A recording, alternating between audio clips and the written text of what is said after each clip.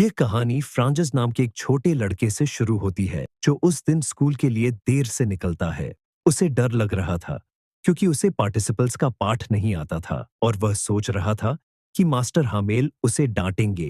रास्ते में वह यह भी सोचता है कि काश वह स्कूल न जाए। चलते चलते फ्रांजिस टाउन हॉल के पास पहुंचता है जहां बुलेटिन बोर्ड के सामने बहुत से लोग इकट्ठा थे। पिछले 2 वर्षों से गांव की सारी बुरी खबरें वहीं से आती थीं। इसलिए फ्रांजिस को अंदेशा हो जाता है कि कोई बड़ी बात जरूर हुई है। आगे बढ़ते हुए वह जर्मन सैनिकों को खुले मैदान में ड्रिल करते हुए देखता है, लेकिन डर के कारण वहां रुकता नहीं और सीधे स्कूल की ओर चला जाता है। जब फ्रांजिस स्कूल पहुंचता है तो उसे कक्षा में अजीब सी शांति महसूस होती है। आम दिनों में जहां बहुत शोर होता था वहां आज बिल्कुल सन्नाटा था। वह यह देखकर और भी चकित हो जाता है कि कक्षा की पिछली बेंचों पर गांव के बुजुर्ग लोग बैठे हुए हैं।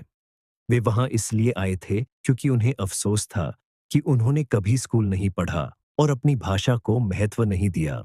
फ्रांजिस यह भी देखता है कि मास्टर हामेल आज हरे रंग का कोट, फ्रिलदार शर्ट और छोटी काली टोपी पहने हुए हैं, जो वे आमतौर पर केवल खास अवसरों पर पहनते थे। फिर मास्टर हामेल गंभीर स्वर में बताते हैं कि बर्लिन से आदेश आया है कि अब अल्सास और लोरेन के स्कूलों में केवल जर्मन भाषा पढ़ाई जाएगी और यह उनका आखिरी फ्रेंच पाठ है। यह सुनकर फ्रांज को गहरा पछतावा होता है। उसे याद आता है कि कैसे उसने फ्रेंच भाषा को कभी गंभीरता से नहीं पढ़ा और किताबों की जगह खेल और घूमने में समय बर्बाद किया। अब वही भाषा उसे सुंदर और आसान लगने लगती है। मास्टर हामेल बच्चों और गांव वालों को बताते हैं कि अपनी मातृभाषा से जुड़े रहना बहुत जरूरी है, क्योंकि जब तक लोग अपनी भाषा को संभाल कर रखते हैं तब तक वे गुलामी की जंजीरों की चाबी अपने पास रखते हैं। वे यह भी बताते हैं कि उन्होंने इसी स्कूल में पूरे 40 साल पढ़ाया है और आज उनका आखिरी दिन है, इसलिए स्कूल को सजाया गया है। भावनाओं से भरे मास्टर हामेल